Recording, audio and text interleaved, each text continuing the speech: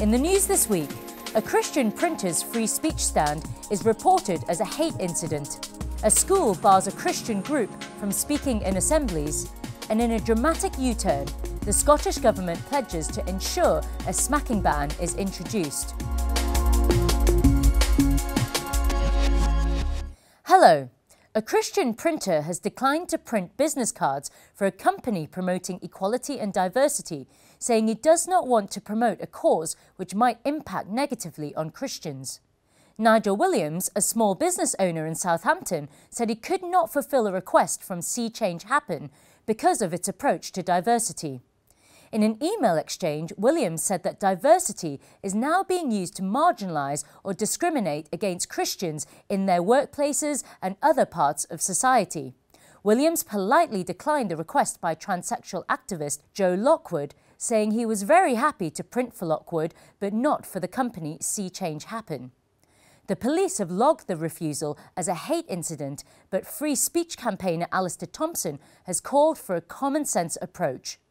You could end up having a lesbian printers being forced to print slogans about gay marriage being an abomination. You could have a Muslim printer being forced to print cartoons of the Prophet Muhammad.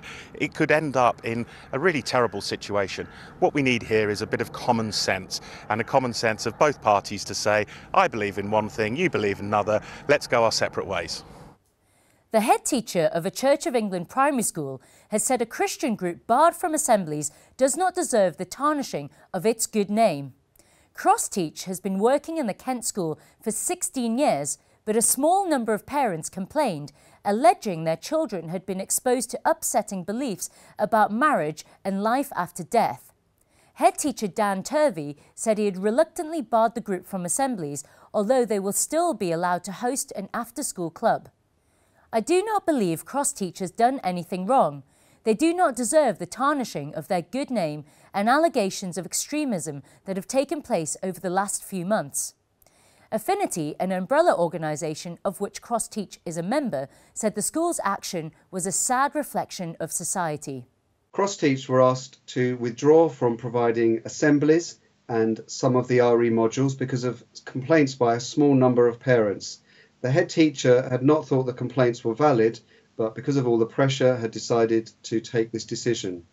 I think this shows us something of the ignorance there is about Christianity in this country at this time, and it's something that we want to address as churches as we seek to evangelise and to explain the gospel. School children should learn about LGBT issues in sex education classes, Theresa May has said. The Prime Minister was speaking at an LGBT awards dinner where she declared there is much more to do following the redefinition of marriage. Repeating the government's position on transsexualism, she said it was seeking to streamline the process of changing sex. And on schools, Mrs May declared the government was pressing ahead with inclusive relationship and sex education in English schools, making sure that LGBT issues are taught well. And finally, the Scottish Government has pledged to criminalise parents who smack their children. In April, the SNP government said it did not support a ban, but now says it will ensure that a proposal for a smacking ban is introduced. Green MSP John Finney has put forward a bill seeking to implement a ban. The Scottish Government said Mr Finney's proposals are not a Scottish Government bill. However, we will ensure the proposals become law.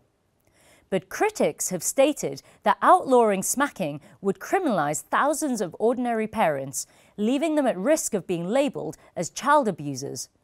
The campaign group Be Reasonable Scotland, backed by the Christian Institute and the Family Education Trust, is calling for the bill to be dropped. This is a complete U-turn by the Scottish Government. As recently as last April, they had pledged that they were not going to introduce any legislation that was going to criminalise parents who smack their children. They've gone back on that pledge. They've done so without any consultation of parents. They seem to have a real issue with trusting Scottish parents. First of all, it was the named person scheme. Now there's this plan to ban smacking. And they're doing so in the face of overwhelming public opposition. We know that the overwhelming majority of Scottish adults were smacked as children. They didn't turn into violent offenders.